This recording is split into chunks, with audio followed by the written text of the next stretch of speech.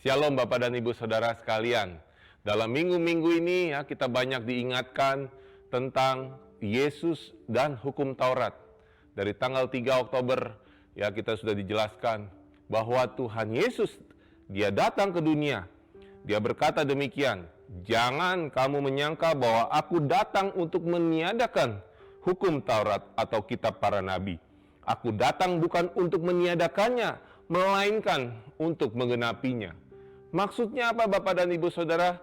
Tuhan Yesus bukan menghilangkan hukum Taurat, tetapi Tuhan Yesus menyelesaikan, menunaikan semua itu untuk kita semua Bapak Ibu Saudara. Jadi kita semua yang percaya kepada Tuhan Yesus, kita diberikan hati yang baru, roh yang baru, roh yang taat untuk melakukan setiap ketetapan apa yang Tuhan sudah katakan.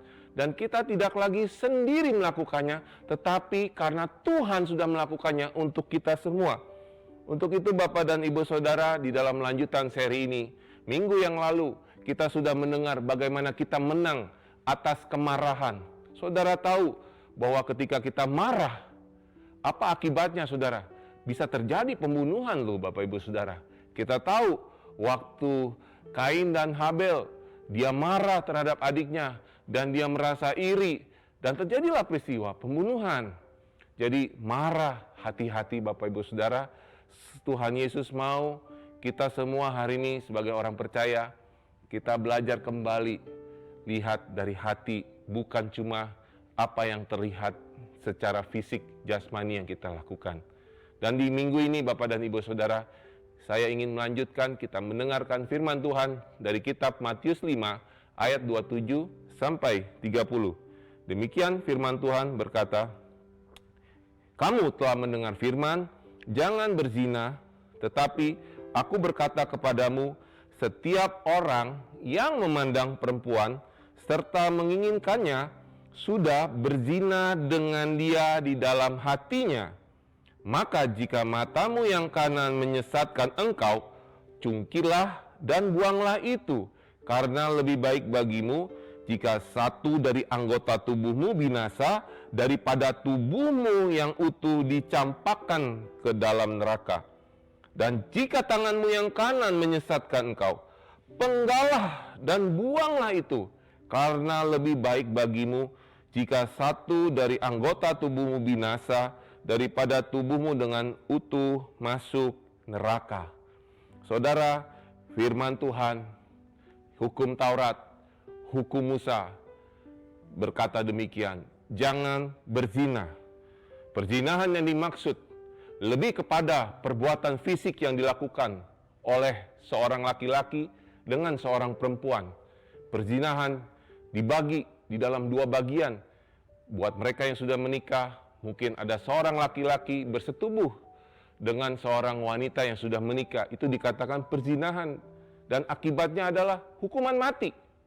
Dan ada perzinahan yang dilakukan oleh orang yang belum menikah. Hukumannya adalah dia harus membayar denda. Itu hukum Taurat. Tetapi Yesus menekankan di ayat ke-28. Yesus berkata demikian, "Setiap orang yang memandang perempuan serta menginginkannya sudah berzina dengan dia di dalam hatinya." Bapak Ibu Saudara, perzinahan adalah dosa yang dimulai dari hati. Berbicara mengenai hati, ya, bukan hanya organ tubuh saudara, hati, ya, tetapi ini berbicara mengenai mind, pikiran, perasaan. Saudara, dosa dimulai dari pikiran kita, perasaan kita. Apa yang engkau lihat, yang itu menjadi sebuah memori, dan kau pikirkan itu, itulah dosa saudara ketika engkau menginginkan seorang perempuan. Saudara, kita tahu di Alkitab ada sebuah kisah Daud dan Batsyeba. Daud dan Batsyeba melakukan perzinahan. Bagaimana seorang raja begitu memiliki niat yang jahat. Waktu orang-orang berperang dan Daud ada di Yerusalem dan dia ada di sotoh rumah, dikatakan dia melihat ada perempuan mandi dan dia menginginkannya. Dan disitulah saudara, timbul di dalam hatinya Daud pikiran-pikiran, rencana-rencana, hal-hal yang jahat. Bagaimana dia bisa memiliki Batsyeba, padahal Batsyeba adalah istri daripada panglimanya. Dan Daud begitu merancangkan sesuatu yang begitu jahat, saudara, kita sudah tahu. Ini adalah pembunuhan berencana. Dia menempatkan Uria, suami Batsyeba, di medan pertempuran, di paling depan, supaya Uria mati dan Batsyeba bisa jadi miliknya. Luar biasa, saudara. Seorang raja, oleh karena apa yang dilihatnya, apa yang ada dalam pikiran, imajinasinya, akhirnya berbuah suatu tindakan yang sangat berzina, yang sangat merusak moral. Dia mengambil istri daripada anak buahnya dengan cara paksa, saudara. Dan kita tahu, saudara, akibat daripada apa yang dilakukan oleh Daud, saudara. Kehidupan Daud sendiri, saudara, dan keturunannya akhirnya bermasalah daripada dosa yang dialami, yang dilakukan oleh Daud sendiri. Saudara, Tuhan Yesus mengajarkan Taurat dengan makna yang tepat, bahwa Yesus menekankan bahwa tindakan mengingini wanita lain secara seksual di dalam hati saja atau di dalam pikiran kita saja, itu sudah merupakan perzinahan dan dosa di mata Tuhan. Tidak perlu tunggu sampai melakukan kontak fisik baru dikatakan berzina. Tetapi menginginkan dalam hati saja sudah termasuk perzinahan, saudara.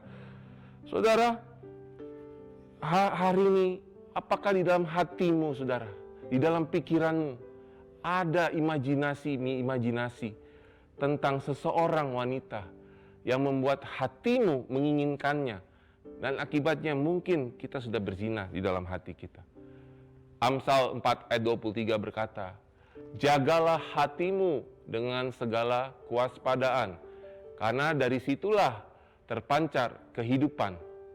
Saudara, hati kita ini bukan lagi Tuhan yang harus menjaga. Saudara, memang ada lagu ya, saudara. Tuhan, inilah yang ku mau, kau menjaga hatiku. Saudara, firman Tuhan berkata, jagalah hatimu. Yang harus menjaga itu kita sendiri. Kita sebagai orang yang sudah ditebus oleh Tuhan, kita yang sudah memiliki roh yang taat, Tuhan sudah mengampuni dosa kita.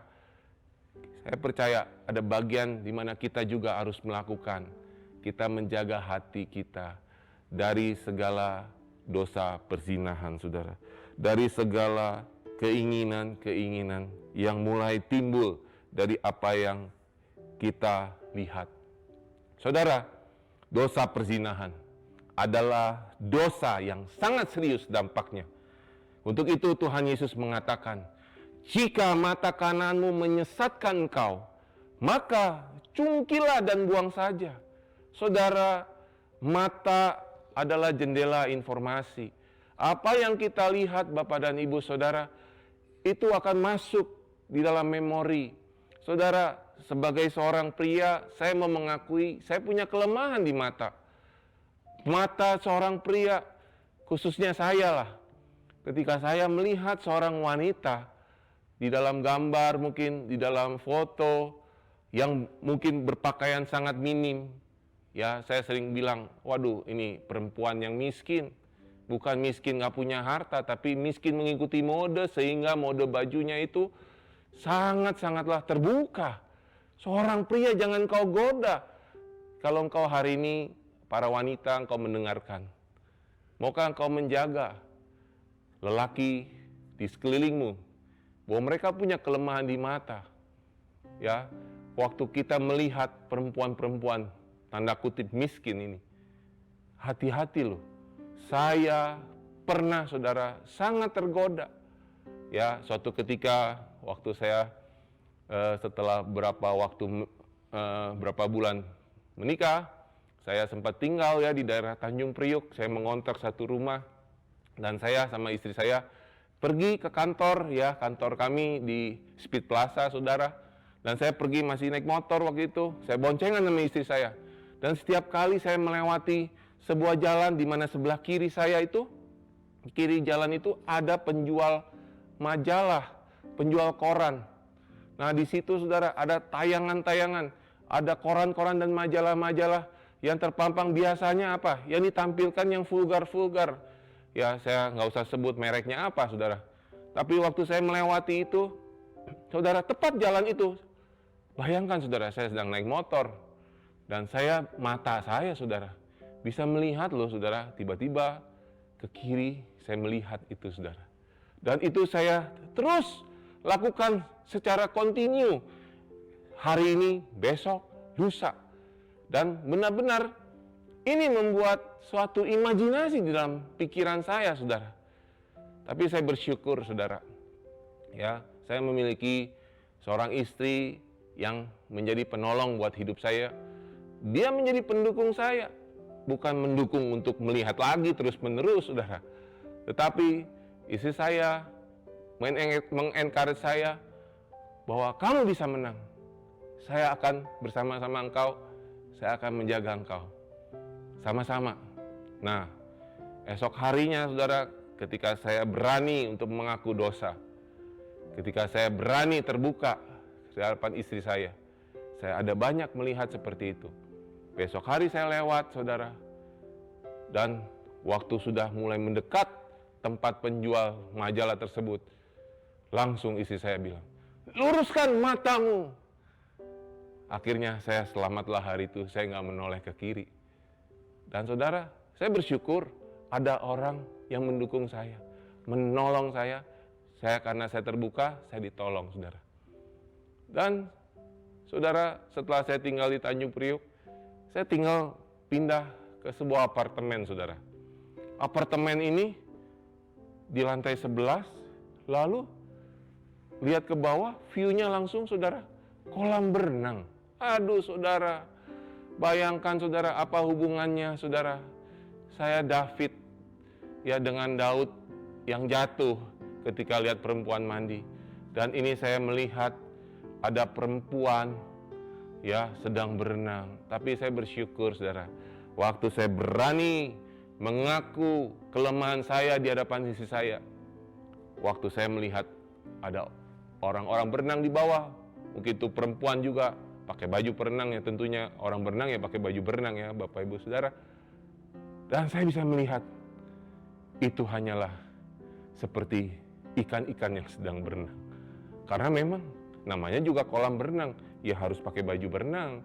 Nah tinggal imajinasi ini, pikiran inilah yang menentukan apakah apa yang saya lihat ini menjadi sesuatu yang najis atau bukan saudara. Dan hari-hari ini janganlah kita mencobai diri kita sendiri saudara. Bukankah tantangan hari ini ya, tayangan-tayangan itu bukan hanya kelihatan secara fisik di mata dalam bentuk majalah, tetapi gadget kita saudara, apa yang kita pegang ini, apakah saudara masih ada yang diam-diam melihat tanpa sepengetahuan istrimu kah, teman kompakmu kah? Engkau seringkali membuka situs-situs atau majalah-majalah ya dalam bentuk gambar di handphone, di gadget, di gawai, di laptop, apapun saudara. Saudara masih suka melakukannya dan melihatnya. Saudara nggak pernah mengaku setiap kelemahanmu ini saudara. Saudara, kita harus belajar. Hidup kita bertanggung jawab kepada orang lain saudara. Kepada teman di dalam komunitas sepakatmu. Kepada pasanganmu kalau engkau sudah menikah. Mari kita belajar terbuka. Waktu kita lemah, kita jatuh, kita tahu kita punya kelemahan di mata ini saudara. Kita harus akui. Kita minta didoakan saudara, supaya kita tidak lagi mengulanginya.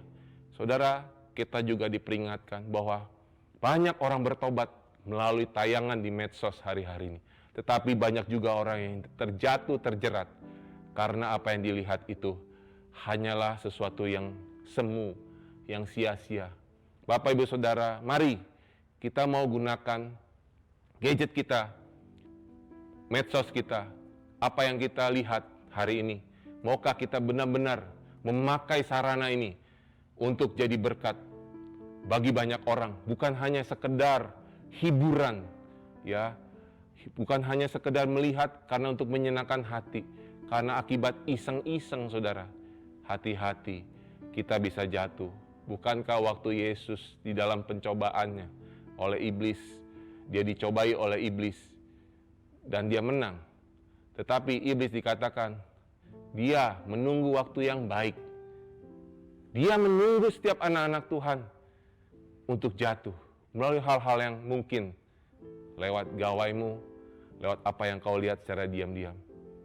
Ya, kita berapa kali sering diperingatkan kalau kita bekerja pun di rumah, ya, komputer, pastikan laptopmu jangan dalam posisi yang orang lain tidak bisa melihat. Kalau perlu saudara, taruh di sudut di mana engkau menghadap tembok dan orang lain bisa melihat apa yang kau buka. Kalau engkau di rumah, kau bisa pastikan istri dan anak-anakmu melihat apa yang kau buka. Itu menolong untuk kita terhindar. Dosa perzinahan ini, kita hanya bisa lari Bapak Ibu. Ya, bukan lari mendekat, tapi lari menjauh seperti Yusuf ketika dia digoda oleh istrinya Potifar. Yusuf, saya percaya Yusuf pun tergoda. Tapi ketika dia tahu ada godaan datang, dia kabur saudara. Dia lari saudara, menjauh. Hati-hati dengan apa yang kau lihat. Tuhan Yesus dengan keras mengatakan, jika mata kananmu menyesatkan kau, cungkilah, buanglah itu. Itu bicara mengenai hati-hati Bapak Ibu. Lewat apa yang kau lihat secara sia-sia terus-menerus seperti itu akan mendatangkan kehancuran buat dirimu sendiri. Saudara, dikatakan juga akibat daripada apa yang kau lihat, tanganmu, dikatakan tangan kananmu menyesatkan kau, penggal dan buang saja. Lebih baik kehilangan kedua anggota tubuh yang penting daripada melakukan perzinahan. Tangan kanan bicara mengenai kehormatan, bicara mengenai otoritas yang Tuhan berikan kepada kita semua, bicara mengenai perlindungan. Saudara, jikalau kita jatuh dalam dosa perzinahan, ya kita sering dan bahkan kita melihat kalau orang-orang yang hidupnya di dalam perzinahan, mereka kehilangan kehormatan, saudara. Mereka tidak lagi dihormati oleh keluarganya. Saya sangat sedih betul ketika tahu, saudara, ada orang-orang di sekeliling saya yang saya kenal, mereka jatuh di dalam dosa perzinahan ini. Akhirnya apa, saudara? Pasangannya tidak lagi menghormatinya. Anak-anaknya pun tidak mendapatkan teladan yang baik. Tuhan Yesus memperingatkan, begitu kerasnya, saudara. Jadi bukan hanya waktu engkau jatuh secara fisik, melakukan hubungan seksual, engkau dikatakan berzina. Tetapi ketika engkau berzina di dalam hatimu, dalam pikiranmu, saudara, engkau sudah berzina. Mari Bapak Ibu Saudara, kita mau menang terhadap dosa perzinahan ini. Dan berikut saudara, di dalam Matius 5 ayat 28 ini, ya saya mau menekankan, apa itu dosa perzinahan saudara? Tuhan berkata, setiap orang yang memandang perempuan serta menginginkannya, ya, di dalam terjemahan lama, orang memandang seorang perempuan serta bergerak syahwatnya, ya, di dalam bahasa Yunaninya itu epiumeo. Epiumeo itu bicara tentang nafsu, saudara. Dan di Kolose 3 ayat 5, ya, di ayat yang berkata demikian, karena itu matikanlah dalam dirimu segala sesuatu yang duniawi, yaitu percabulan, kenajisan, hawa nafsu, nafsu jahat. Nafsu di sini saudara, itu epiumia. Sama saudara dengan apa yang ditulis tadi di Matius 5 ayat 28. Ketika engkau bergerak syahwatmu, dan dosa demikian rupa percabulan, kenajisan, hawa nafsu, keserakahan, itu sama dengan penyembahan berhala saudara. Jadi dosa perzinahan itu sama dengan dosa penyembahan berhala. Perzinahan dan penyembahan berhala sama-sama menggambarkan ketidaksetiaan. Bukankah Tuhan kita dikatakan Dia adalah Allah yang setia? Dia adalah Allah yang memegang janji. Dia memberikan janjinya, covenant. Apa yang diucapkan, Dia tidak pernah membatalkannya, Dia pasti mengenapinya. Allah kita adalah Allah yang setia, saudara. Dan hari ini dikatakan dosa perzinahan itu sama dengan penyembahan berhala. Berhala hari ini bukan hanya patung, saudara. Bukan patung yang dibuat lalu kita sembah. Berhala hari ini bisa dalam bentuk yang lain. Apa itu berhala? Paling gampang begini, Bapak Ibu Saudara. Apa yang melebihi sesuatu itu, prioritas itu lebih dari Tuhan. Itu berhalamu, saudara. Jikalau ada jam-jam doa, kita bisa sama-sama biasanya berdoa, tetapi mungkin karena ada sebuah keinginan atau sebuah hobi, ya. Saya ingat betul, saya punya hobi nonton tayangan sepak bola, pertandingan sepak bola. Itu saya paling seneng. Dan yang saya tonton ya liga-liga di Eropa, saudara. Yang tayangannya biasanya jam 1.30 pagi dini hari. Dan ini benar-benar membuat kita jadi begadang, membuat kita tidak bisa bangun pagi. Dan ini akibatnya membuat kita akhirnya malah menonton untuk hal-hal tertentu, meninggalkan jam-jam doa, saudara. Dan itu bisa dikatakan berhala. Apalagi tayangan-tayangan, saudara, yang hari-hari ini menjadi kesukaanmu. Entah itu drakor, serial silat, atau apapun, saudara. Atau hobimu, saudara. Hobi, ya katanya lagi pandemi begini, meningkatkan imun, kita harus olahraga. Wah, saya senang, saudara, olahraga. Olahraga yang saya paling senang, yang paling murah, ya jalan kaki, jogging dengan istri saya. Kita bisa sambil bangun hubungan, ngobrol, ya sharing satu dengan yang lain. Ya, tetapi jam-jam itu, saudara, kita bisa atur semestinya. Ya kembali, saya mungkin mengingatkan apa yang pernah mungkin Pak Sofyan Suteja, salah satu penatua kita, pernah mengingatkan di hari Minggu, ya saudara.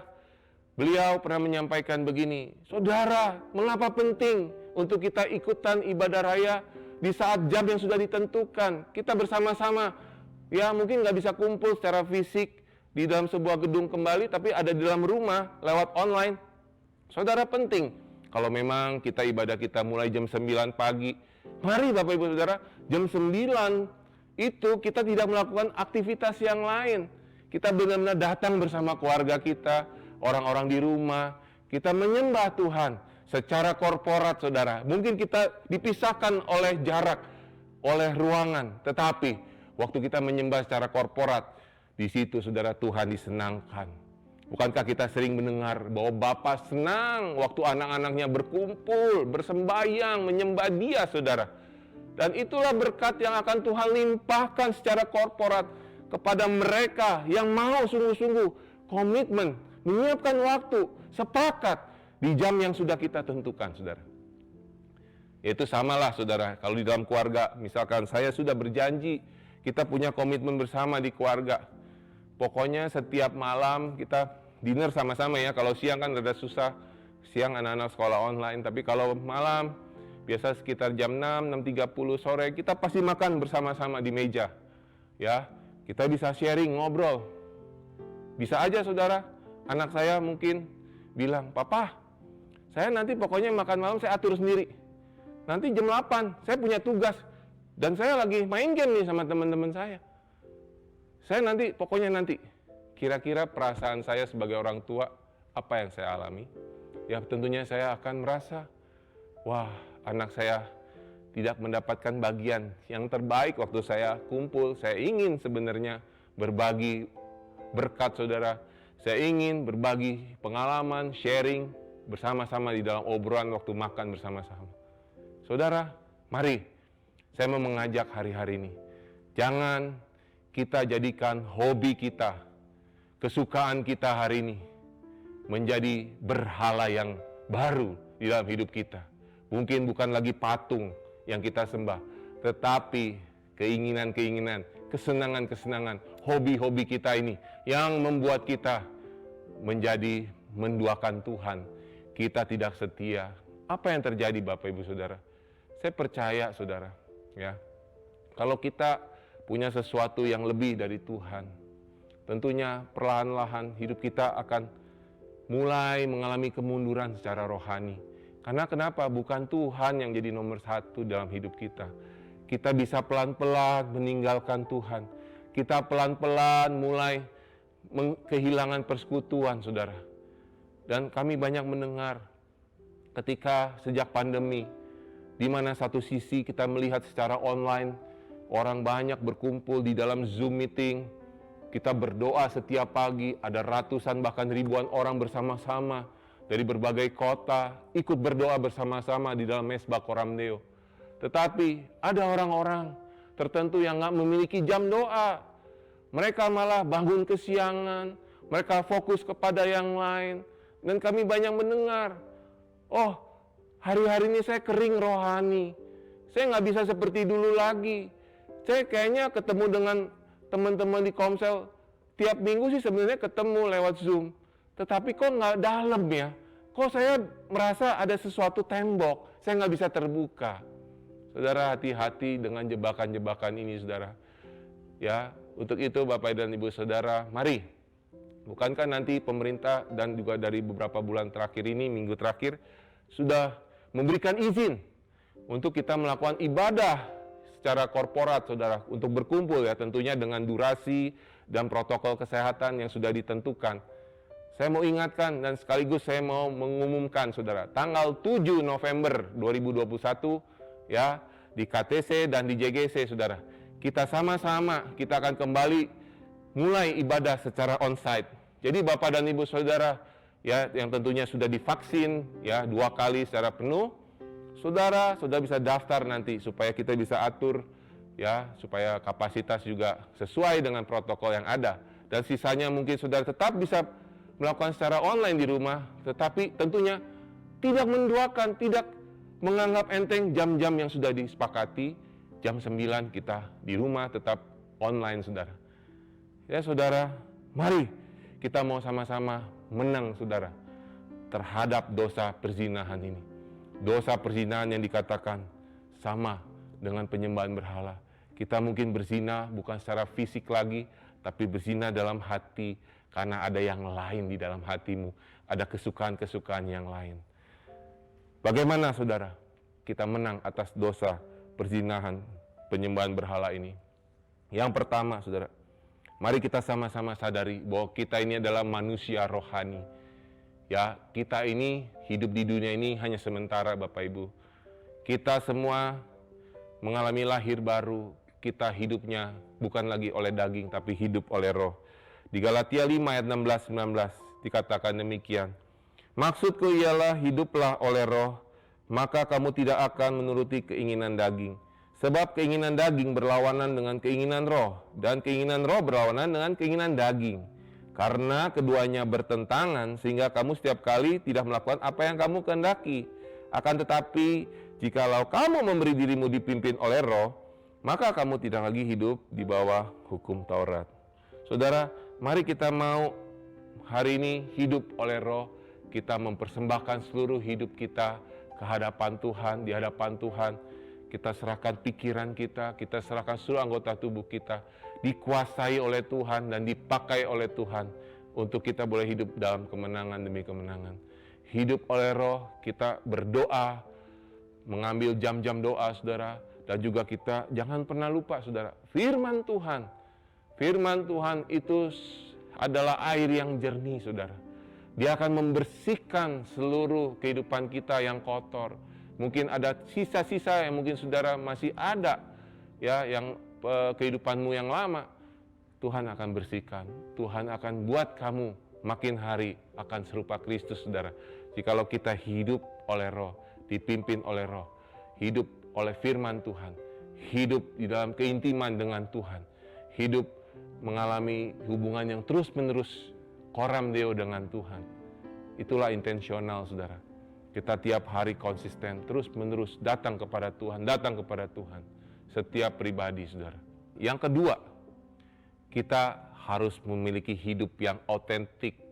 Kita berani untuk terbuka, saudara, dengan teman-teman di dalam komunitas Pakat. Engkau harus belajar terbuka. Kenapa? Yakobus 5 ayat 16 berkata, karena itu hendaklah kamu saling mengaku dosamu dan saling mendoakan supaya kamu sembuh. Doa orang benar bila dengan yakin didoakan sangat besar kuasanya. Ketika kita mengaku dosa, saling mendoakan, saya percaya kita akan menang, saudara, terhadap dosa perzinahan ini. Janganlah membawa kami dalam pencobaan, tetapi lepaskanlah kami dari yang jahat. Itulah doa yang Tuhan Yesus ajarkan. Dan kita butuh ada orang-orang di sekeliling kita. Kita sama-sama minta dukungan doa untuk supaya kita terbuka, saudara. Kalau saudara tahu punya kelemahan tersebut, saudara berani untuk terbuka dan minta didoakan. Bapak dan Ibu saudara, maukah kita hari ini, kita hidup melakukan apa yang jadi Tuhan ingatkan di dalam hati kita, saudara, hari-hari ini. Bahwa Tuhan melihat hati kita, apakah ada yang lain di dalam hatimu. Tuhan mau kita terus setia, saudara.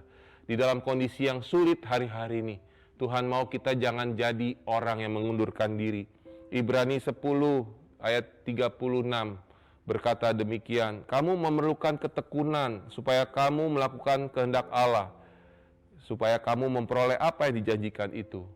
Sebab dikatakan sangat sedikit, bahkan sedikit waktu lagi, ia yang akan datang sudah akan ada tanpa menangguhkan kedatangannya. Tetapi orangku yang benar akan hidup oleh iman, dan apabila ia mengundurkan diri, maka aku tidak berkenan kepadanya. Tapi kita bukanlah orang-orang yang mengundurkan diri dan binasa, tetapi orang-orang yang percaya dan beroleh hidup. Bapak, Ibu, Saudara, mari kita datang kepada Tuhan.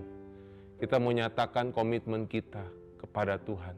Kalau mungkin berapa waktu ini kita pernah mengalami kelemahan dan jatuh, saudara, terhadap dosa ini. Mari kita mau datang kepada Tuhan. Ada anugerah, kasih karunia Tuhan, pengampunan yang Tuhan berikan. Jangan lagi kita hidup dalam penuduhan, tetapi Tuhan mau kita kembali kepada Dia. Kita datang kepada Dia. Mari kita mau bernyanyi satu lagu. Ku tetap cinta,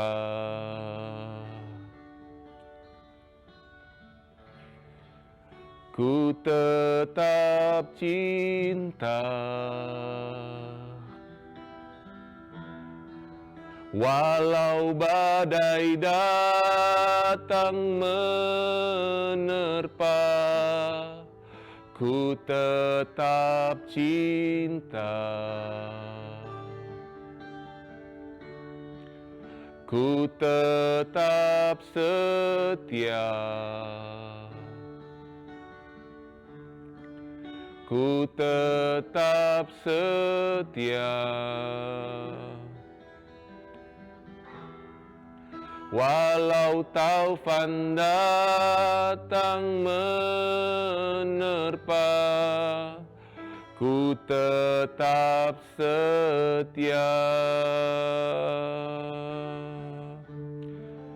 Terlalu banyak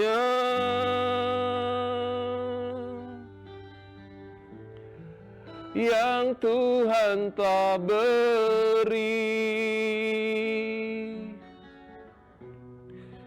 takkan mungkin ku balas dari apa yang ku miliki. Ku persembahkan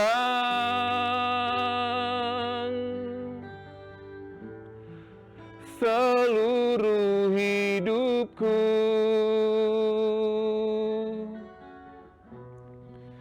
dan ku tetap cinta, biar ku tetap setia untuk selama-lamanya.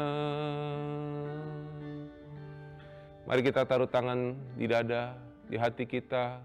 Kita mau berserah kepada Tuhan.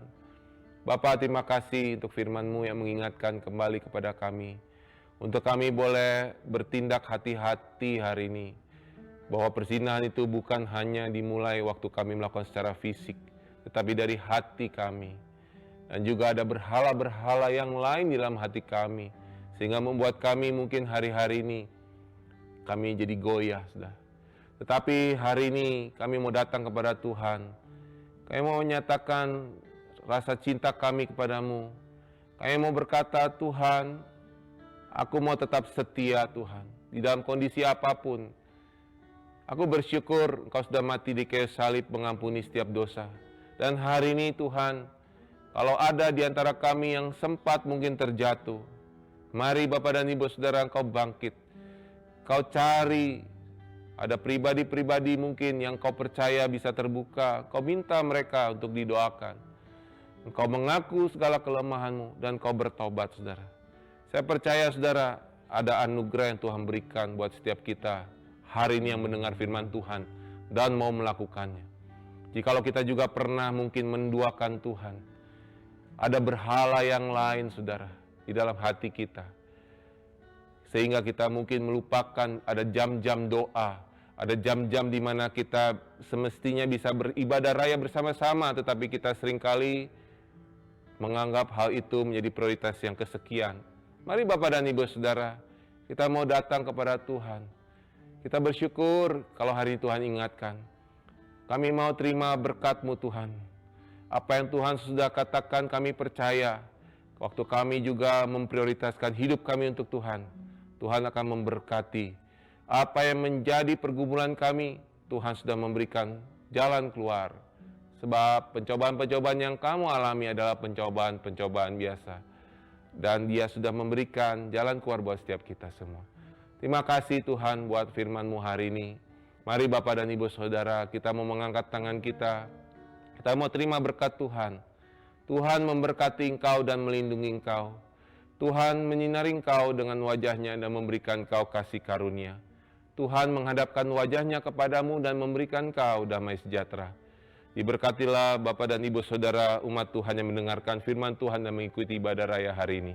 Secara korporat, secara online, di dalam nama Tuhan Yesus, jadilah berkat dimanapun.